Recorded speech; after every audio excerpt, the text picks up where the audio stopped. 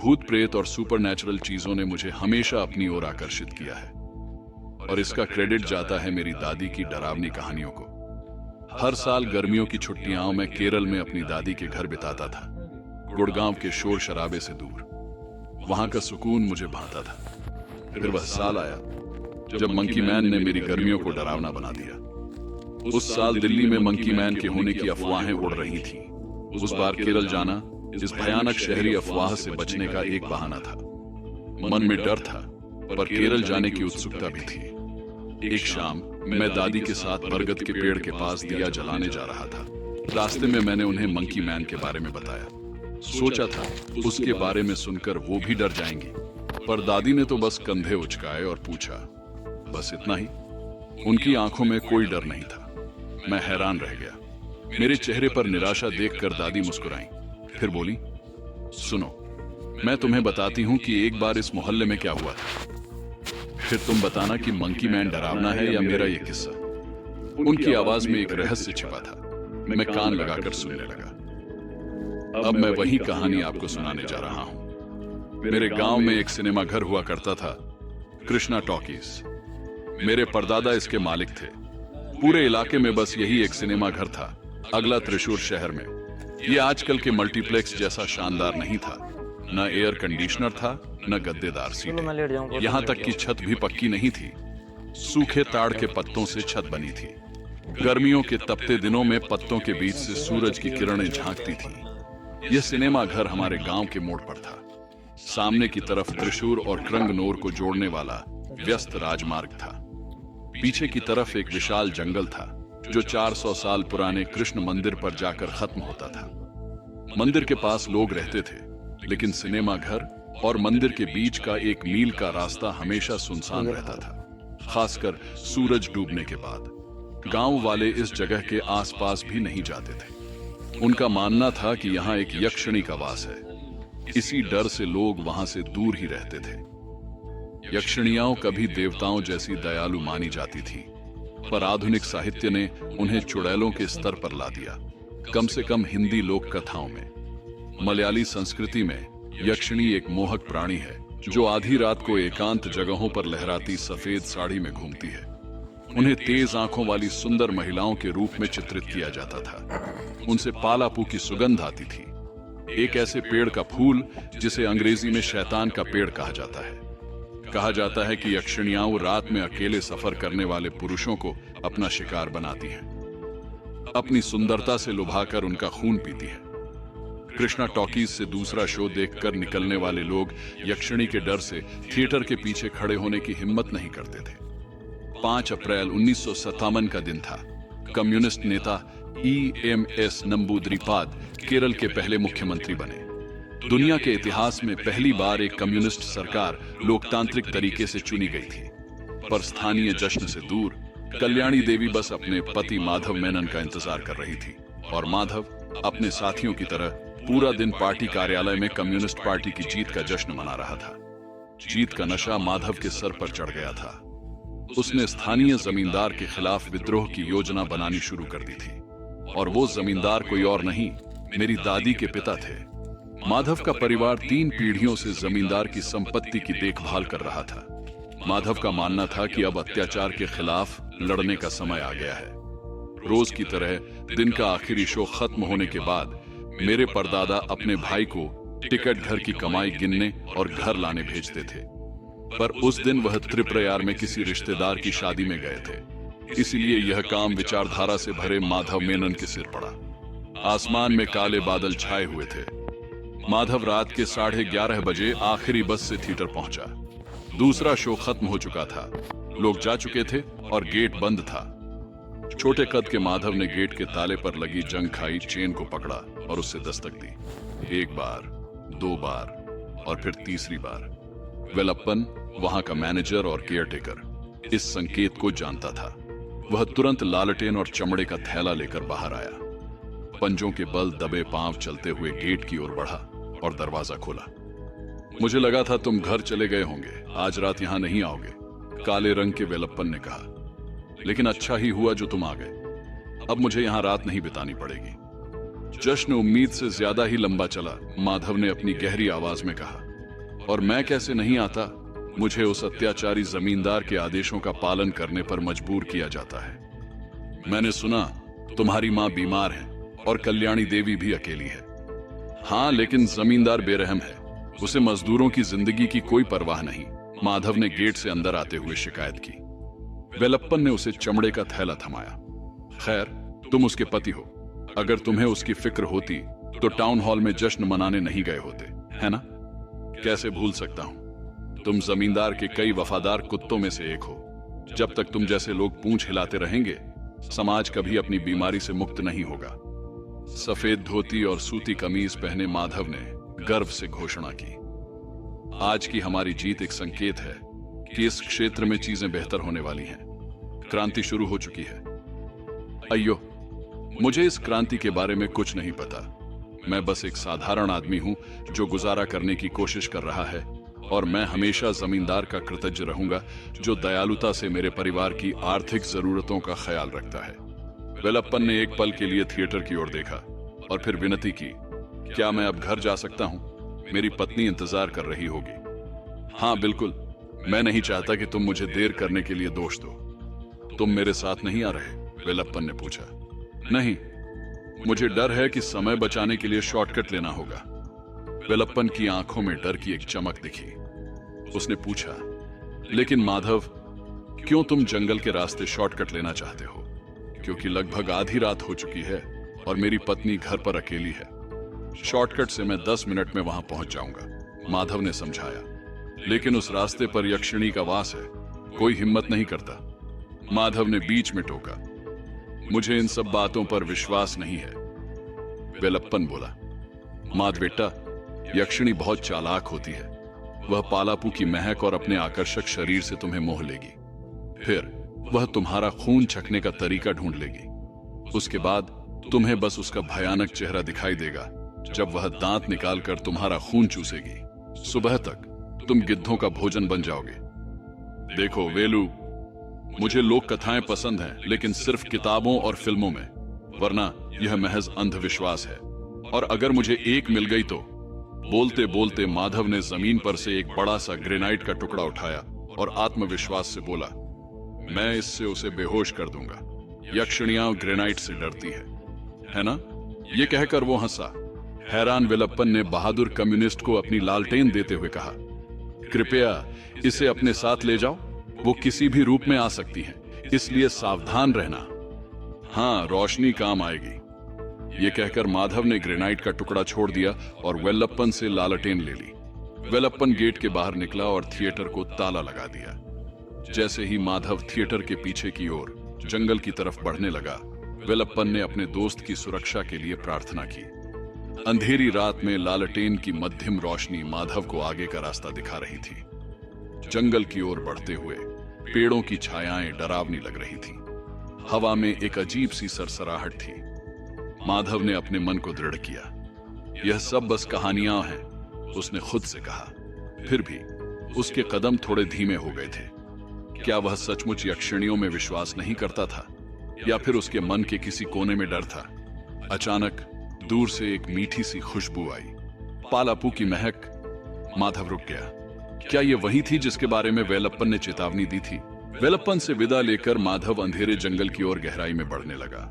चलते चलते उसने गुस्से में खुद से बुदबुदाते हुए कहा, बेवकूफ वेलप्पन, पता नहीं कैसी कैसी बातों पर विश्वास कर लेता है।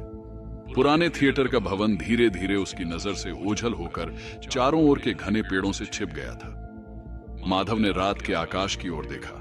वो एक अजीब और खूबसूरत नजारा था। चांद एक परिपूर्ण अर्धचंद्र के आकार में लटका हुआ था। चारों ओर भारी भूरे बादल अंधेरे में आलसी से तैर रहे थे।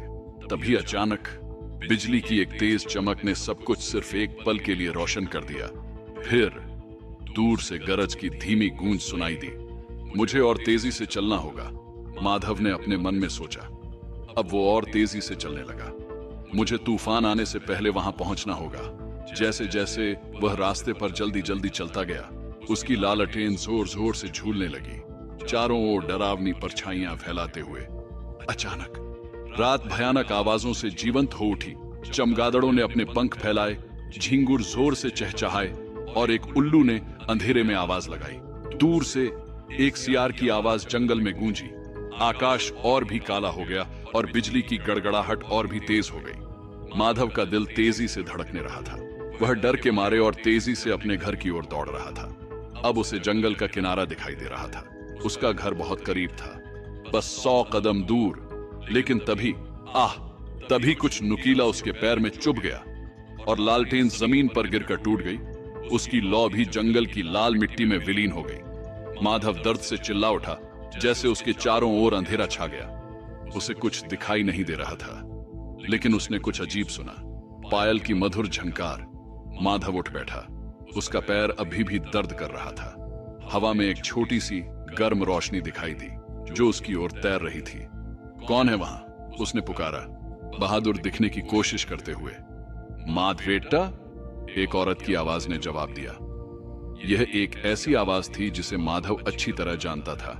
पके हुए कटहल की तरह मीठी, लेकिन उसकी कांटेदार त्वचा की तरह तेज भी। माधव ने अंधेरे में आंखें मटकाते हुए देखने की कोशिश की कि वहां कौन है। एक शानदार खुशबू रात में खिलने वाले चमेली की तरह हवा में फैल गई। पायल की झंकार भी रुक गई जब जैसे ही कोई उसके पास घुटनों के बल बैठा। धुंधली पीली रोशनी में माधव ने एक ऐसा चेहरा देखा जिसे वह बहुत अच्छी तरह जानता था। वो कोई और नहीं, उसकी पत्नी कल्याणी देवी थी। तुम यहां क्या कर रही हो? माधव ने आश्चर्य से पूछा। मैंने तुम्हारी चीख सुनी, कल्याणी देवी ने कहा। मैं तुम्हें खोजने आई थी। अब जब तुम यहां हो तो इस कांटे को निकालने में मेरी मदद करो, ये मुझे बहुत तकलीफ दे रहा है। माधव ने अपने सामान्य आदेशात्मक स्वर में अपनी पत्नी को आदेश दिया। मुझे देखने दो। उसने लालटेन नीचे रखी और माधव का पैर अपनी गोद में रखा। फिर कांटा निकालने के लिए आगे झुकी। माधव ने उसके भरे हुए स्तनों के उभार देखे। उसका गहरा गला रोशनी और छाया के खेल से और भी उभर रहा था। उसने अपनी पत्नी को 3 महीने के विवाह में कभी ऐसे नहीं देखा था।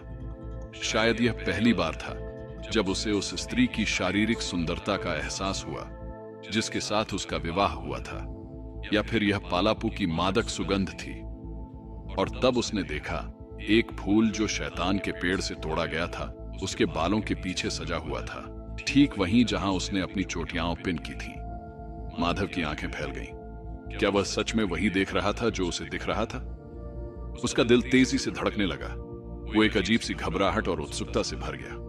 कल्याणी देवी की उपस्थिति अब पहले से कहीं ज्यादा रहस्यमय लग रही थी और कुछ डरावनी भी। वेलप्पन के शब्द माधव के दिमाग में गूंजने लगे। वह पालापू की महक और अपने शरीर का इस्तेमाल करके तुम्हें लुभाएगी।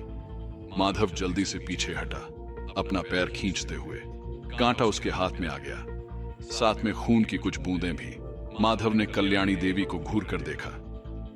क्या हुआ प्रिय, तुम मुझे ऐसे क्यों देख रहे हो? उसने पूछा, अपनी उंगलियों से खून चाटते हुए। छी, तुमने ऐसा क्यों किया? उसने घृणा से पूछा।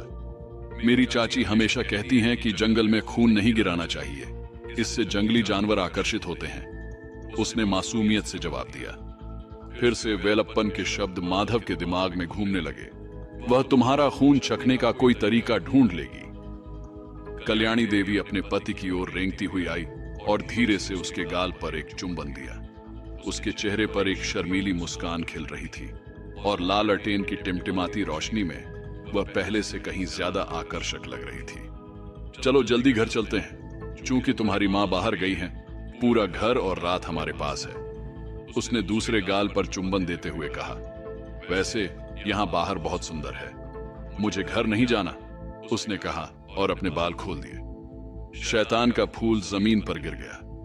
एक ठंडी हवा ने फूल को अंधेरे में उड़ा दिया और बिजली की एक कौंध ने आसमान को रोशन कर दिया, जिससे जंगल में एक स्त्री से दूर हटते जा रहे एक पुरुष की रीढ़ में कंपी दौड़ गई। माधव का दिल धड़कने लगा। क्या यह वही कल्याणी देवी थी जिसे वह जानता था, या फिर कुछ और ही चल रहा था? अंधेरा गहराता जा रहा था और हर पल के साथ स्थिति और भी रहस्यमय होती जा रही थी।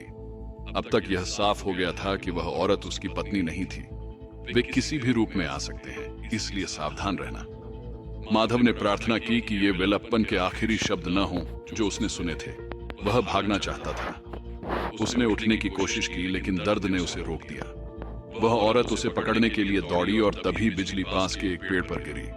लाचारी से उसने चारों ओर देखा और उसे एक कटहल के पेड़ की जड़ों के पास पड़ा एक टुकड़ा ग्रेनाइट का दिखाई दिया। वह उसकी ओर रेंगा और उसे अपने बाएं हाथ से उठा लिया। बिना निशाना लगाए उसने उस मोहिनी के सिर पर पत्थर दे मारा। वह जोर से चीखी और फिर जमीन पर गिर पड़ी। बारिश शुरू हो गई और माधव उठकर अपने घर की ओर भागा। वह अपनी जान बचाने के लिए भाग रहा था। उसमें पीछे मुड़कर देखने की हिम्मत भी नहीं थी। वह उस औरत को दर्द से चीखते और रोते हुए सुन सकता था। माधव अपने घर के दरवाजे तक पहुंचा, अपने पैर से टपकते खून का निशान छोड़ते हुए। वह लंगड़ा रहा था, लेकिन किसी तरह वो अपने दरवाजे तक पहुंच गया। उसने 2 बार, फिर 3 बार दस्तक दी। बेचैनी से वह लगातार दरवाजे पर मुक्के मारता रहा। किसी ने जवाब नहीं दिया।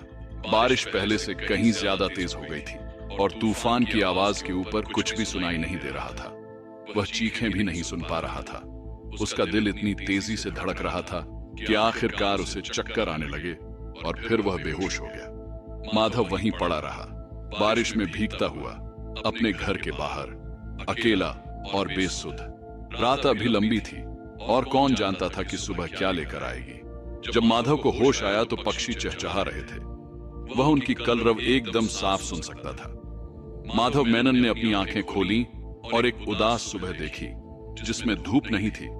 उसने अपने सामने वेलप्पन और कुछ और गांव वालों को देखा। वह दरवाजे की तरफ मुड़ा और देखा कि वह बाहर से बंद था। माधव ने वेलप्पन को एक उलझन भरी नजर से देखा। तुमने कल रात क्या किया? वेलप्पन ने पूछा। उसके चेहरे पर और उसकी आवाज में दुख था। तुम यकीन नहीं करोगे कि क्या हुआ। माधव उठा और वेलप्पन को कंधों से झकझोर दिया। तुम सही कह रहे हो, हम यकीन नहीं कर सकते। मैंने यक्षिणी को मार डाला है, माधव ने विजयी भाव से कहा। वेलप्पन ने माधव का बायां हाथ पकड़ा और उसे जंगल की ओर ले चलने लगा। गांव वाले पीछे पीछे आ रहे थे। कुछ 100 गज चलने के बाद वे एक जगह पहुंचे जहां कई और गांव वाले और 3 पुलिस इंस्पेक्टर जमा थे। वेलप्पन भीड़ को चीर कर आगे बढ़ा। जो दृश्य उसके सामने था उसने माधव को हैरान कर दिया। उसकी पत्नी कल्याणी देवी वहां निर्जीव पड़ी थी और उसके सिर से निकला खून एक छोटी नदी की तरह मंदिर के पास के तालाब की ओर बह रहा था। माधव बस घूरता रह गया। वह पत्थर जिससे उसने उसे मारा था मृत शरीर के पास पड़ा था। माधव के चेहरे पर हैरानी और भय का मिश्रण था। उसकी आंखें फटी रह गईं, जैसे वह अपनी आंखों पर यकीन नहीं कर पा रहा हो। उसके मन में एक ही सवाल घूम रहा था, क्या वाकई कल रात जो हुआ था वह सच था या फिर वो कोई भयानक सपना था जिससे वह अभी तक नहीं जागा है। ये कहानी सुनकर दादी ने मेरी ओर देखा। उनकी आंखों में एक ऐसा भाव चमक रहा था जिसे मैं उस वक्त समझ नहीं पाया। मेरे मन में बहुत सारे सवाल थे, लेकिन मैं बस वहीं खड़ा रहा, दिया थामे हुए। क्या तुम मुझे दिया दे सकते हो? दादी ने पूछा जैसे ही हम उस स्मारक स्थल पर पहुंचे। मैंने उन्हें दिया दे दिया। उन्होंने उसे पत्थर पर रखा और एक माचिस जलाई और बोली, साल बीते, सरकारें बदली, थिएटर बंद हो गया और भूमि सुधार ने मेरे पिता को जमीन छोड़ने पर मजबूर कर दिया। जंगल साफ कर दिया गया और अब वहां शॉपिंग कॉम्प्लेक्स और नया डाकघर है। लेकिन कल्याणी देवी की चीखें अब भी हर साल मई की 5वीं रात को सुनाई देती हैं, क्योंकि उसकी आत्मा अभी भी दुखी है। एक तांत्रिक को बुलाया गया था ताकि आत्मा से किसी भी बुराई को दूर किया जा सके। ये कहकर उन्होंने जलता हुआ दिया उन्होंने जमीन पर रख दिया। फिर क्या हुआ? मैंने हैरानी और उत्सुकता से पूछा। वो मेरी तरफ देखकर मुस्कुराई और बोली, उसकी आत्मा को उसी पत्थर में कैद कर दिया गया जिससे उसे मारा गया था। उसका सम्मान करने के लिए हमें कहा गया कि तब से हर साल मई के 5वें दिन इस पत्थर पर एक दिया रखें। ये कहकर उन्होंने उस भूरे रंग के ग्रेनाइट पत्थर को देखा जो हमारे दिए की रोशनी को रिफ्लेक्ट कर रहा था। उससे नजर हटाए बिना उन्होंने मुझसे पूछा, अब तक तो तुम जान ही गए होंगे कि आज कौन सी तारीख है? मेरा दिल तेजी से धड़कने लगा। मैंने धीरे से अपने फोन की स्क्रीन पर देखा, 5 मई। मेरे शरीर में एक सिहरन दौड़ गई। क्या वाकई में? मैंने फिर से उस पत्थर को देखा जो अब अजीब तरह से चमक रहा था। क्या मुझे वो सुनाई दिया? एक धीमी सी आह, या शायद ये सिर्फ हवा थी। इस तरह के अनुभव मुझे आगे भी अपनी लाइफ में कई बार हुए। कुछ मेरे अपने थे तो कुछ मेरे आसपास के लोगों ने महसूस किए। वो सब मैं आपको एक एक करके सुनाऊंगा। यकीन कीजिए, सुनकर आपके रोंगटे खड़खड़ाए हो जाएंगे। भारत में कई ऐसी जगह हैं जिन्हें लेकर अब उसे जंगल का किनारा दिखाई दे रहा था। उसका घर बहुत करीब था, बस 100 वो 7 अगस्त 2019 का दिन था। भूत प्रेत और सुपरनैचुरल चीजों ने मुझे हमेशा अपनी ओर आकर्षित किया है और इसका क्रेडिट जाता है मेरी दादी की डरावनी कहानी।